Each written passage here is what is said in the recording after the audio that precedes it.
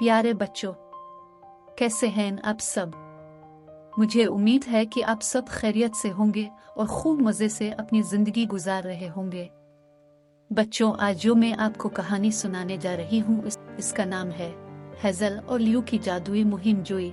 चलिए कहानी शुरू करते हैं। हेज़ल और लियो दो मुतजस्सिस बहन भाई थे जो जादू भरे जंगल के किनारे पर वाक़ई एक पुरसुकून कॉटेज में रहते थे। हर सुबह वो जादुई मुहिम जोई पर रवाना होते थे जो उन्हें आम आंखों से छुपी हुई सनसनीखेज दुनिया में ले जाता था। एक दिन जंगल की तलाश के दौरान वो मिस्टर फ्लापुसी नामी एक बात करने वाले खरगोश से ठोकर खा गए। वो जल्दी में था, इसका गुलाबी कोट बखर गया। इसने बताया कि चांदनी के घास का मैदान, जो उनकी दुनिया में तमाम जादू का मंबा है, खतरे में है। इसके रोशन फूल मुरझा रहे थे और जादू खत्म हो रहा था। बगैर किसी हिचकिचाहट के हेज़ल और लियो मिस्टर फ्लापुसी को मूनलैंड मीडो तक ले गए। उन्हें मालूम हुआ कि शैतानी सायादार जादूगर ने एक सिया जादू किया था जिसने उनकी खूबसूरत दुनिया के जादू को खत्म कर दिया था। दोनों बहन भाइयों ने अपनी दुनिया बचाने का फैसला किया।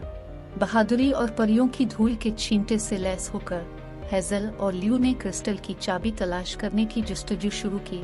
यह वाहिद चीज थी जो जादूगर के जादू को तोड़ सकती थी। जादुई जंगलात, चमकती झीलों और मुश्किल पहेलियों के जरिए उन्होंने अपने खौफ का सामना किया और चैलेंजों पर काबू पाया।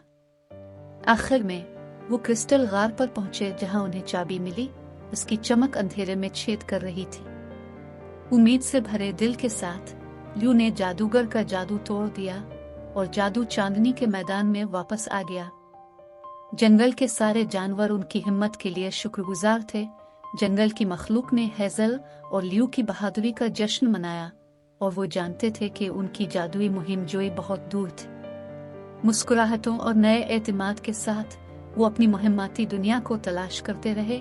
वो जो भी अजायबात सामने हैं इसके लिए तैयार हैं।